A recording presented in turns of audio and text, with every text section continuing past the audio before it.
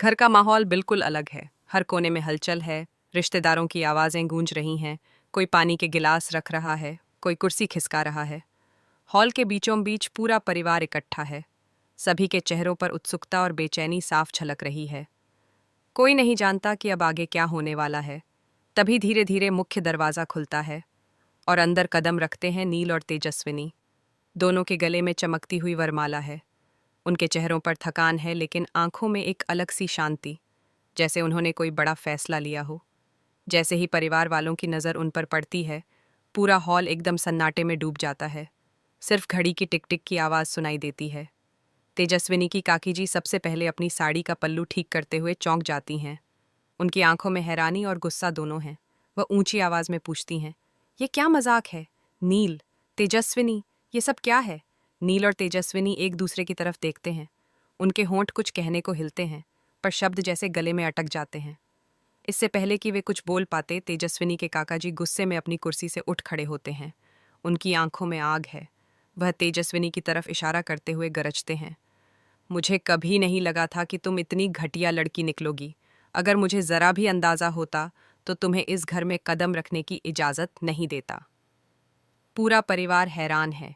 किसी के पास बोलने के लिए शब्द नहीं है, लेकिन उनके चेहरों से गुस्सा साफ झलक रहा है। माहौल भारी हो जाता है। तभी जूही, जो पहले नील से शादी करने वाली थी, यह सब देखकर फूट फूट कर रो पड़ती है। वह तेजस्विनी की तरफ देखकर टूटे हुए दिल से कहती है, दीदी, आपने ऐसा कैसे कर दिया? मैं तो आपको अपनी बड़ी बहन मानती थी। जूही की माँ भी अब खुद को रोक नहीं पाती। गुस्से में तेजस्विनी पर ताना मारते हुए कहती हैं, तू तो हमेशा कहती थी कि जूही तेरी बहन जैसी है, फिर तूने उसकी जिंदगी क्यों बर्बाद कर दी? तेजस्विनी की आंखों में आंसू भर आते हैं। उसका चेहरा पीला पड़ जाता है। वह कांपती आवाज में कहती है, मैंने यह शादी अपने बाबा की आखिरी इच्छा पूरी करने के लिए की है। पर उसकी बात पूरी होने से पहले ही काका ताना मारते हुए बीच में बोल पड़ते हैं, तेरे बाबा की आखिरी इच्छा थी या तेरा लालच? तूने नील को फंसा लिया अपनी चालों में। उनकी बात सुनकर माहौल और भारी हो जाता है। तेजस्विनी की आंखों से अब आंसू बहने लगते हैं। वह कुछ कहना चाहती है, लेकिन कोई उसे सुनने को तैयार नहीं। तभी अब तक चुप खड़ा नील आगे बढ़ता है। वह गुस्से से तेजस्विनी का हाथ पकड़ लेता है और ऊंची आवाज में कहता है, बस, अब बहुत हुआ। तेजस्विनी मेरी पत्नी है और इसके खिलाफ मैं एक भी शब्द बर्दाश्त नहीं करूंगा।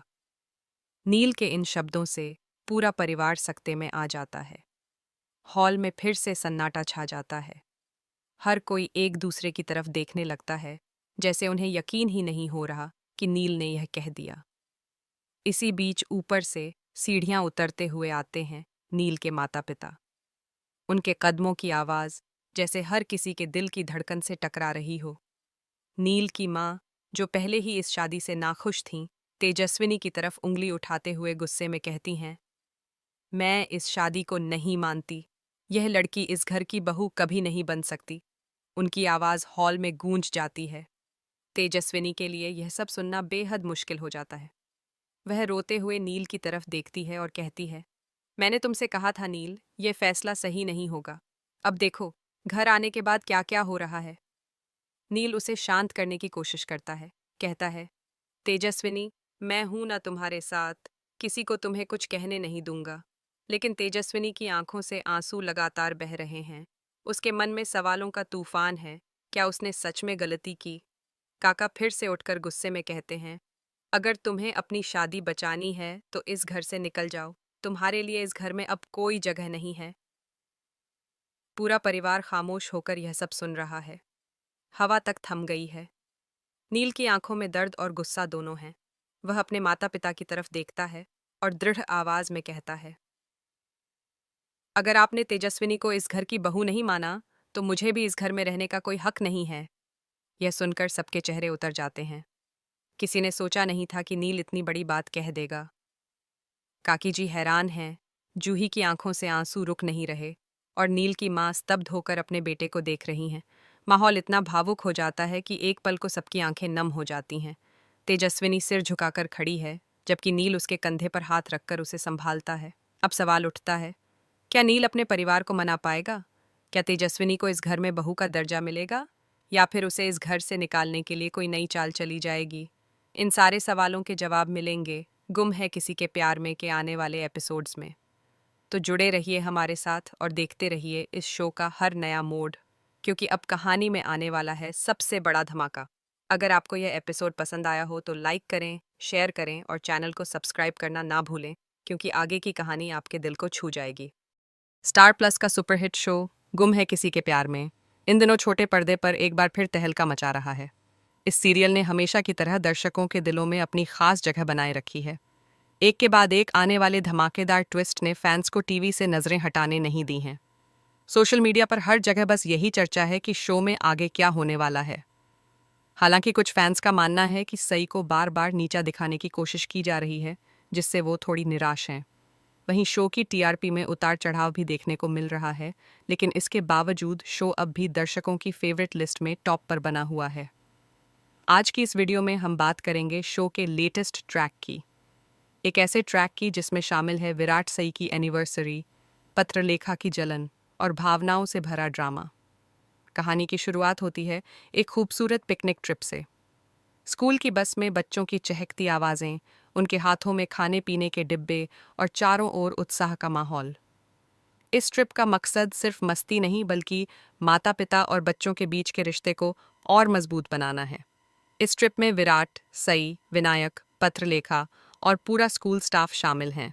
सभी बेहद एक्साइटेड हैं। बच्चे गाने गा रहे हैं, टीचर्स फोटो क्लिक कर रहे हैं और हर किसी के चेहरे पर मुस्कान है।